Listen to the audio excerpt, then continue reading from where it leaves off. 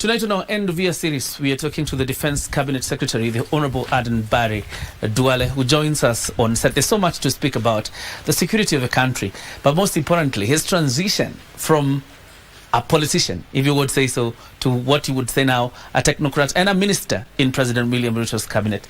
Mheshimiwa, thank you very much for joining us. Thank you for coming. Asante sana. Let's start with, the state, in light of the global challenges that we continue to face as a country, and even in the continental level. What is the state of Kenya's security? Kenya, as a country, is a very secure, stable nation. But we live in a very difficult, insecure, both neighborhood and there are also global security challenges.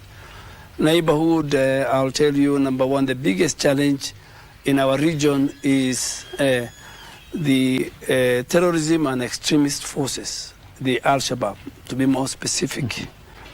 And secondly, of course, in our region and in our, you'll mainly find the proliferation of small arms and large weapons. You will find drug trafficking, human trafficking, emergency of criminal gangs. So these are what the challenges we face. But I can authoritatively say that outside the challenges we have with Al-Shabaab, the rest we are managing in the East, the Al-Shabaab, I think in the last 1 year, as a country we have managed. And I want to tell you specifically that following the Westgate attack, the Garissa University attack, the Dusis attack, our country has made a deliberate decision to create special forces and special formations, both within the National Intelligence Service and within the KDF and other interior security organs that today are up to the task in terms of training and in terms of the kind of equipment and weapons they use. So I can say that we are up to the task to make sure that we secure our country from terror. But there are a number of regional security challenges. Sudan is a case in point, and many other countries around here. So, and DRC Congo, where we are troops were. So, and we have, as an anchor state, we have a regional duty and moral duty to join with other international partners and regional players to secure our region, both within the EAC, within IGAD, and within the Great Lakes region. Yes. We'll talk about the measures your ministry is applying to keep citizens safe. But now that you mention DRC, for example, our soldiers have returned back home. Yes. And we are proud of the job that they have been able to do in DRC. Yes. As a man who's been sitting in the Council of Ministers, has been deliberating over the DRC situation. Yes. What really happened? DRC joined the East Africa community late last year when President Uhuru Kenyatta, our former president, was the chair of EAC. And the moment they were admitted as the 7th member of the EAC bloc, the challenge that they were facing, and now they're still facing, was the security situation in Eastern DRC. And the heads of states then made a summit resolution that there was a need for the creation of the East African Community Regional Force to be led by a Kenyan force commander with the contributing countries being Kenya, South Sudan, Uganda, Burundi, to go to that theater. And when we came to power, President Ruto came to power, we were faced with the implementation of that decision. And the President Ruto, as a commander-in-chief of the defense forces and as the chair of the National Security Council, approved it and urged me to seek parliamentary approval for the troops to go to DRC. When we were going to DRC, the security situation was very bad. The city of Goma was just about to fall. M23 was 7 kilometers away from Goma. There were many civilians who were displaced, who were killed at that time. So we went there, the decision that was made, we went there, we produced the force commander, and we took 2 battalions. 1 year down the line, we were given 6-month mandate by the summit of EAC. There was an extension by 3 months. There was another extension by another 3 months. So in total, we did 1 year. What have we achieved? Number one, we have secured Goma. The city of Goma is very important to regional trade and regional integration. The whole the economy of Eastern Congo depends on the port of Mombasa. There are many Kenyan businesses in that part of Congo. So we had also, as a country, we had an economic interest, apart from the regional interest, because Kenya is an anchor state. So we secured Goma. We secured the lives of the citizens. I mean, we had over 20 forward operating bases. So we brought security, the armed groups, over 100 armed groups, including M23, were not, the killing stopped. We opened up the main supply routes to Goma and to all the other towns. We secured and protected the displaced people in IDPs. If you go to Goma, you'll find, even in the city, there are many IDPs. And above all, very important, we implemented the summit decision to M23 to vacate certain locations and hand over to the aircraft contingent, which they did. So now that the mandate was expiring on the 8th of December, when we went for the renewal in Arusha, Heads of State Summit, the government of DRC brought a motion and said that we don't want to extend it. And that is one of the reasons that will lead to the withdrawal of Kenyan forces or the aircraft. So the forces can be withdrawn by 3 ways. One, if the commander-in-chief, the president, and President Ruto says, as the commander-in-chief, bring back my troops for certain reasons. If the summit respects the decision of DRC, DRC is a sovereign state. If they say they don't want you in their theater, that's it. So we're happy. We have done 5 issues. I have told you good things. The international community is with us, and the East African community. We are now, the last batch of 160 men are back today. But we are still have KDF troops in DRC, but under different formation. They are part of the UN peacekeeping mission. We have a signal battalion, and we have the quick reactionary force. In Kisangani, we have a bilateral relationship with DRC where we are training their troops. So we still have KDF forces in DRC, but the ones serving under aircraft, we have exited. Was there a disconnect, Waziri, in terms of understanding of a mandate? Because and I had the privilege of being in DRC embedded with our forces. Yes. In Goma. And there appears to be a disconnect in terms of understanding that there are those who think that our forces were supposed to engage M23 in combat. But then the mandate of ICRAF just gives our forces the peacekeeping mission. Why did the disconnect happen? No, and I want to say to the people of Kenya, Kenya Defence Forces, its operation, its existence,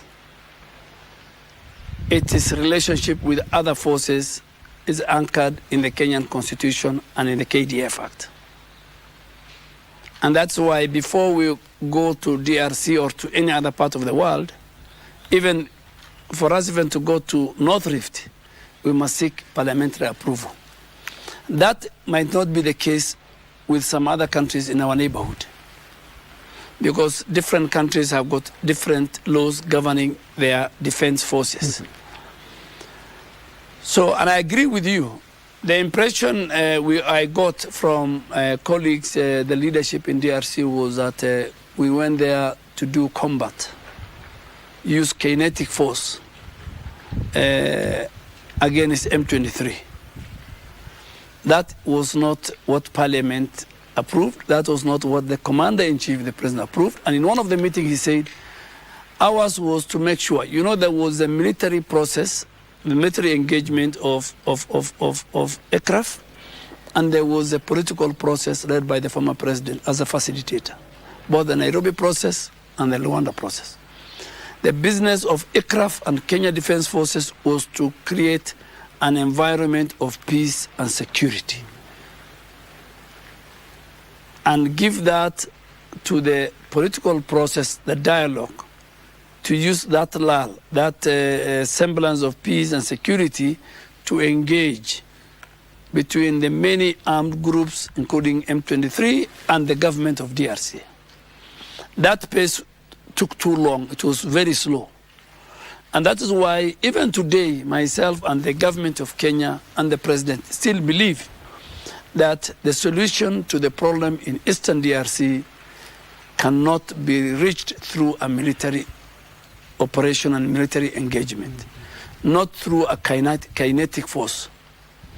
The solution in Eastern DRC and in many other conflicts in the world can only be achieved when the stakeholders, M23, the other armed groups, and the government of DRC sit on a table and agree on a dialogue political process. So, and that's why our force commander, the first force commander, Major General Nyaga, at one time said he believes in dialogue and he doesn't believe in the use of force and the use of kinetic. Yes. And we have served in 46 peacekeeping mission, including Somalia, our neighbor here. We will. Our values as Kenya Defence Forces, enshrined in KDF Act and in the Constitution, our single soldiers, individually and collectively, will abide by that provision of law, whether they're inside the country and if they're outside the country. Great. Back home, the key priorities, of course, without revealing so much. Yes. The priorities and strategies being employed by your ministry to ensure that every citizen is safe within the boundaries of the Republic. Yes. We are very much engaged on the modernization of Kenya Defence Forces. Modernization in terms of equipment, modernization in terms of training, army, whether it is the Navy, whether it is the Special Forces, to make sure that we give our soldiers, both the servicemen and women and our general officers, the best of the training found within our country and outside. And we give them the best equipment and the latest equipment. And that's why we have a huge budget for the modernization of, and every force in the world, every military in the world will keep on modernizing. So we are in that program. Number two, because our main challenge in securing our country now, more than any other time, is the terrorism and the extremist forces. And that's why, whether it is investment in drones, whether it's investment in our special forces, I can authoritatively sit here and comfortably tell you that we have enough men and women, highly trained special forces that are ready to deal with terror groups wherever they are, within our border and inside Somalia. So we are not only limited to even within our border.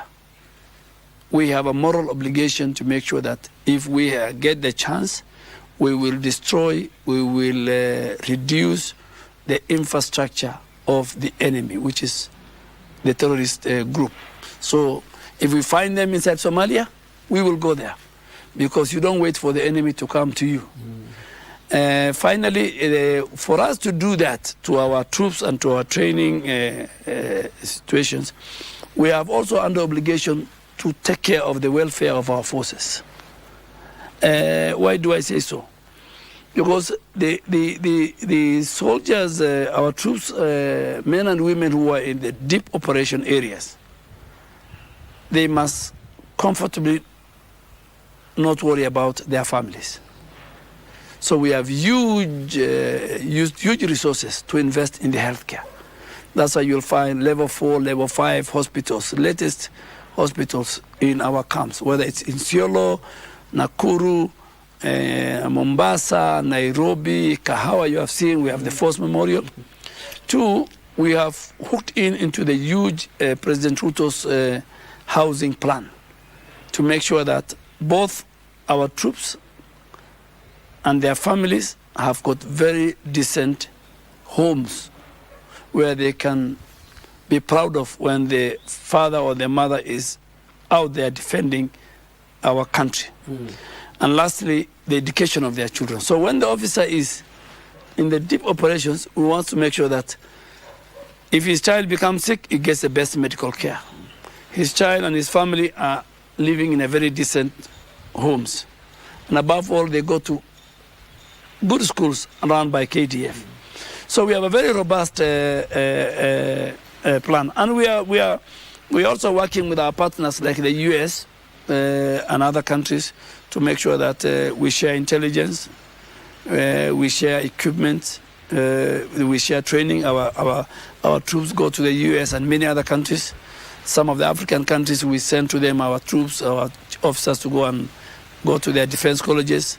If you go to our defense college, you'll find about 20 of our allied countries who also send students to our colleges. So I am proud to be the Minister for Defense. It's a very good structured institution, just like Parliament, where I left. Okay. Yes. We'll talk about your stint in Parliament, because it's so very important in terms of your leadership.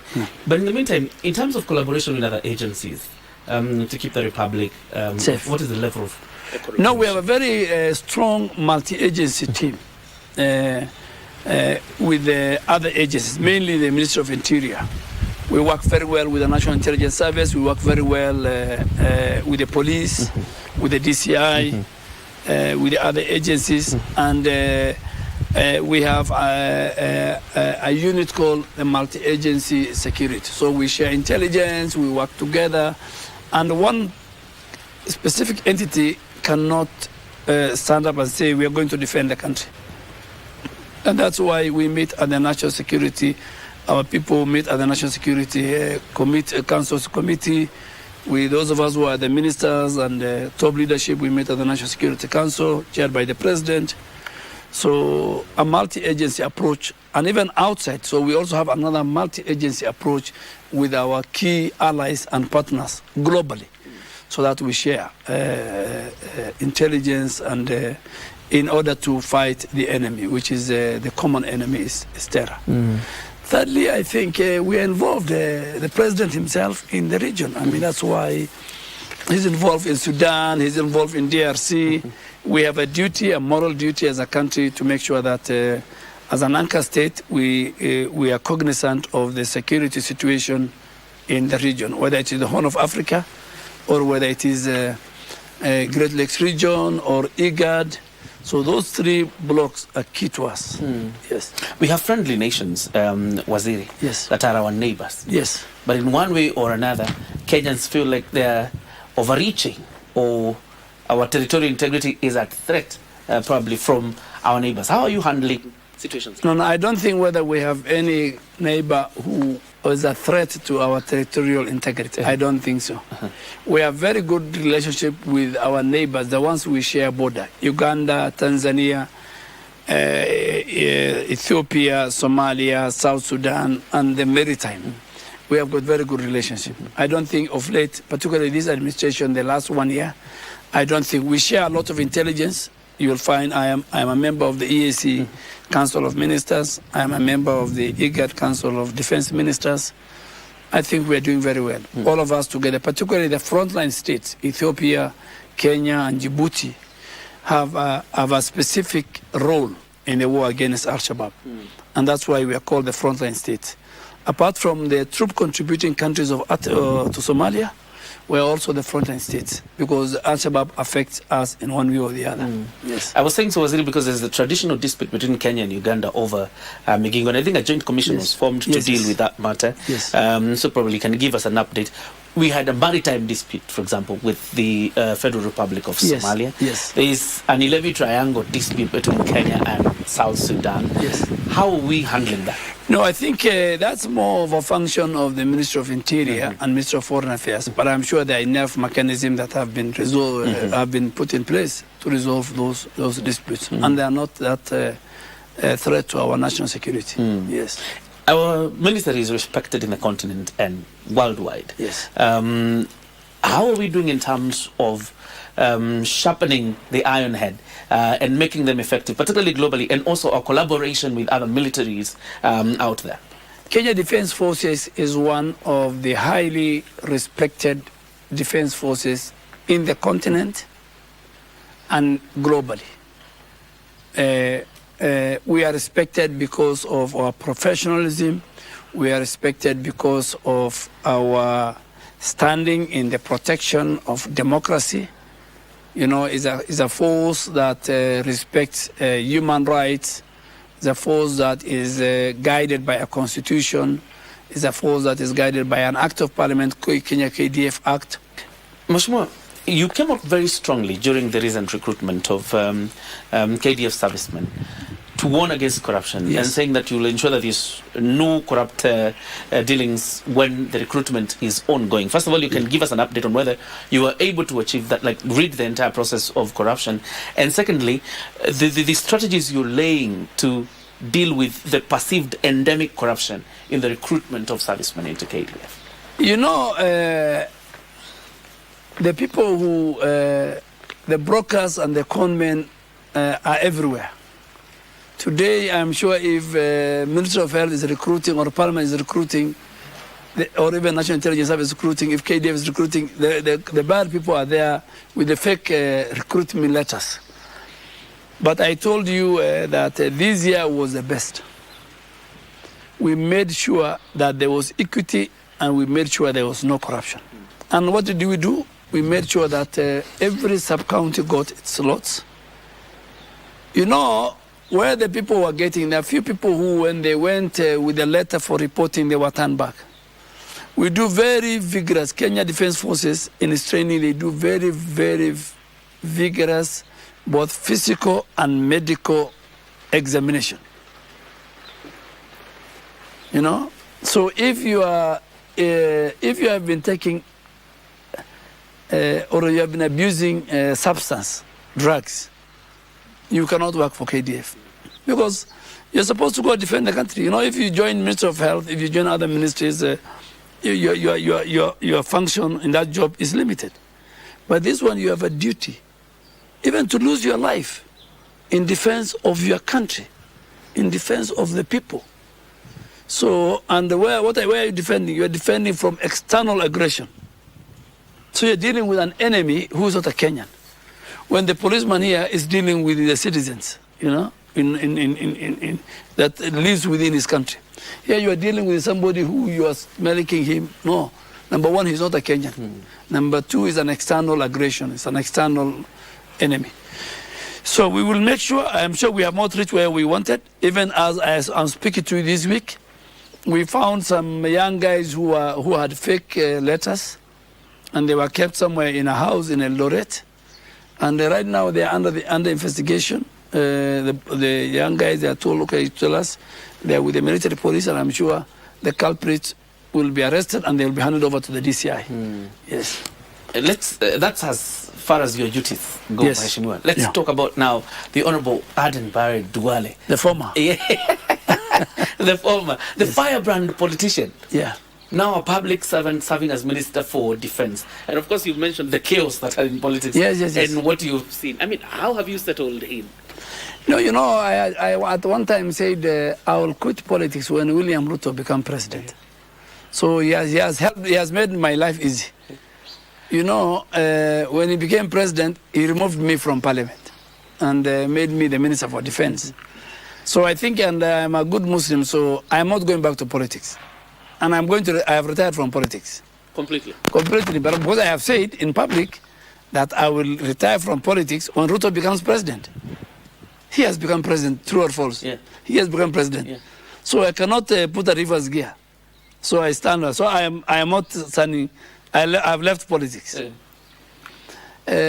So that is one of the reasons. Two, if he did not become a president, even before the election, I told him, if you don't become the president, and we lose the election, I will join parliament, maybe become the chairman of Public Accounts Committee, or become a ranking member, and speak for the people of Kenya. So now, you know, Parliament is two-faced. Let me first look at Parliament in terms of the structure and the staff. When I was the leader of majority, I enjoyed working in Parliament. And the Parliament is one institution that I have a lot of regard for. It has the most competent men and women, the children of Kenya who work there. Whether it's the legal department, whether it's the budget, whether it's legislative, whether it's the administration. Very good Kenyan human resource you'll find in Parliament.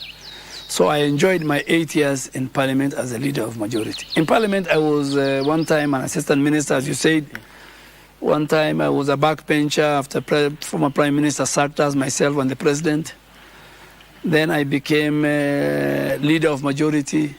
Then I became a ranking member after I left the office of the leader of majority. So I think I have many shades of Parliament.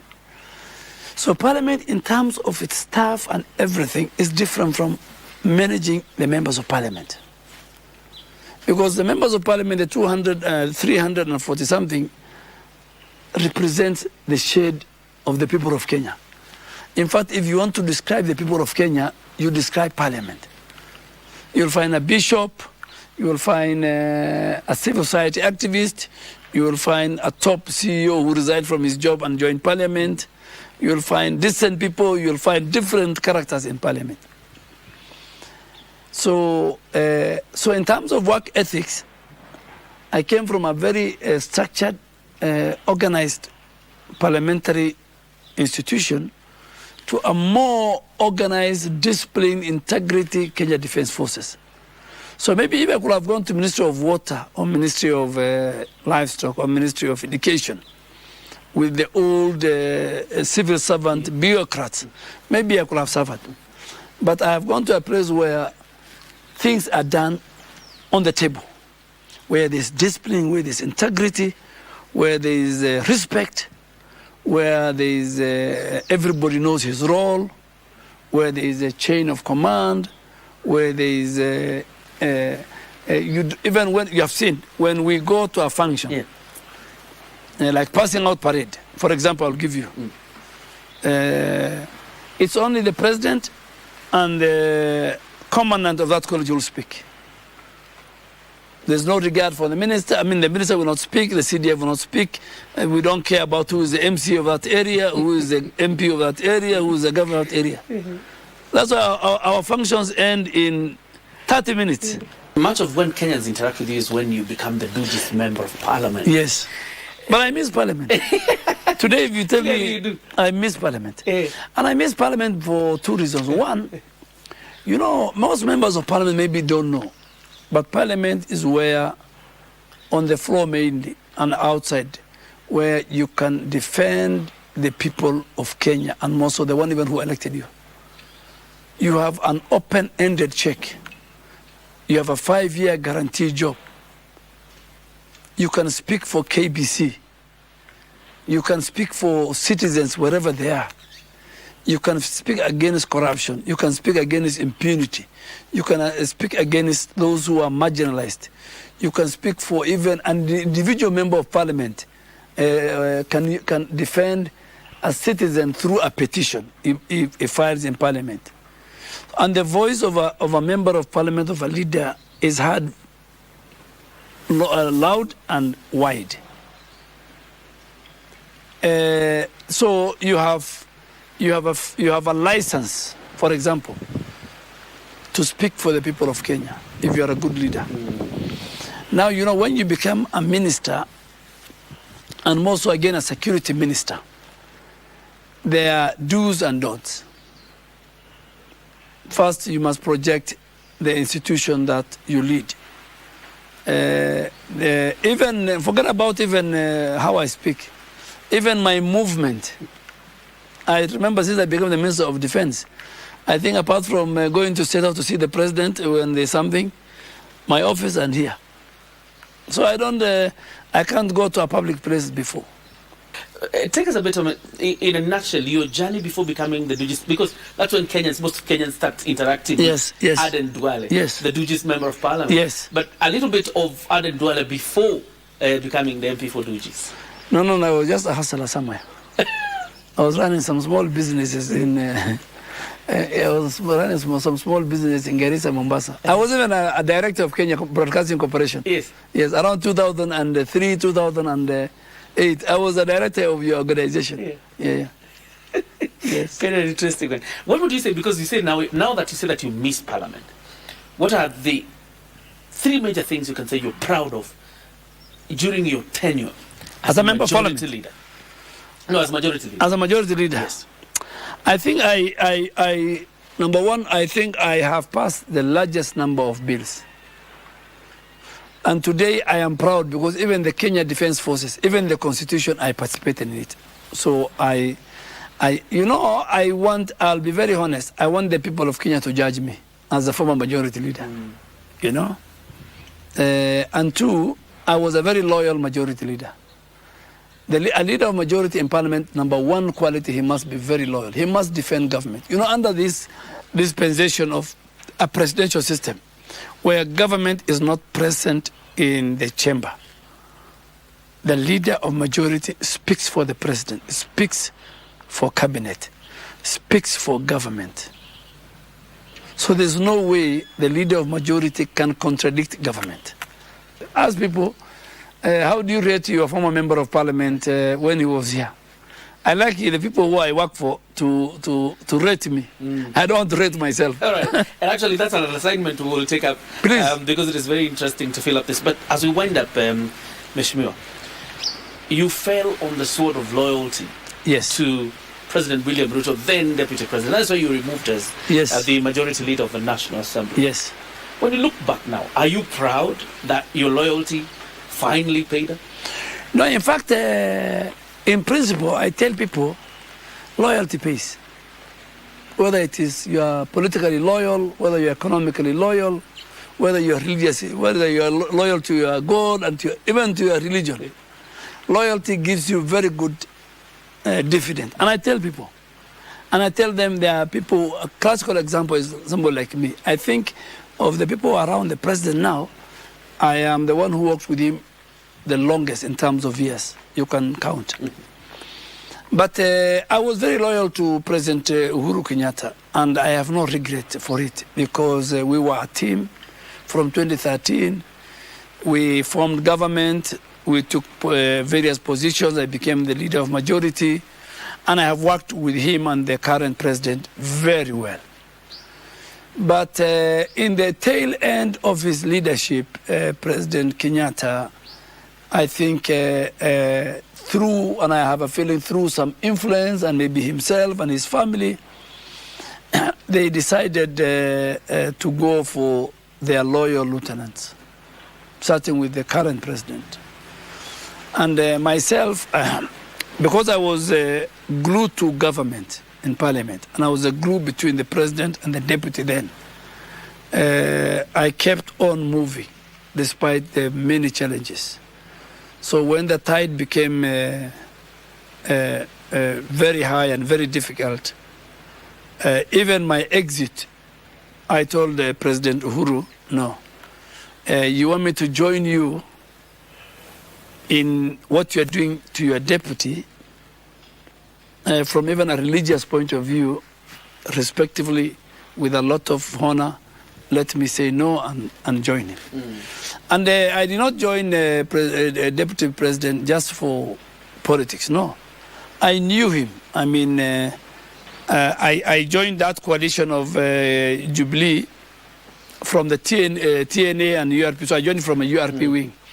So I had a very long history. And in my life with the President Ruto, number one, he's known to my family, my children, my extended family. So we had a long journey. So we agreed and we shook hands. I have not met him since I became a minister. I only met him once in Safari Park. But if I meet him, I'll tell him he should go and retire like the late President Kibaki and President Moi. Yeah. That's your last one? No, he should retire. He has got very little image remaining for him. I don't want him to destroy it. He has destroyed it before elections, after elections. Now he has got very little thin remaining. I saw something in the newspaper that he wants to start vugu something in Mount Kenya. No. You know, Kenyans gave your father many years to lead. Your mother was a first lady. Kenyans gave you 10 years to lead. You are the very few in Africa or in the world where a father and a son became president. So what else do you need? I mean, I think you should leave Kenya alone, and you should be part of those who want to unite Kenya, and Kenya should prosper. All right. Yeah. Thank you very much, Waziri. Asante sana. Thank you very Karibu. much. We've been speaking to the Minister for Defence, the Honourable Aden Duale, speaking about the state of security in the Republic of Kenya and beyond, and indeed his history, moving from the position of majority leader to where he is today as a public servant serving in the Ministry of Defence. Thank you very much once more for hosting us. Asante sana. Thank you very much. Thank you.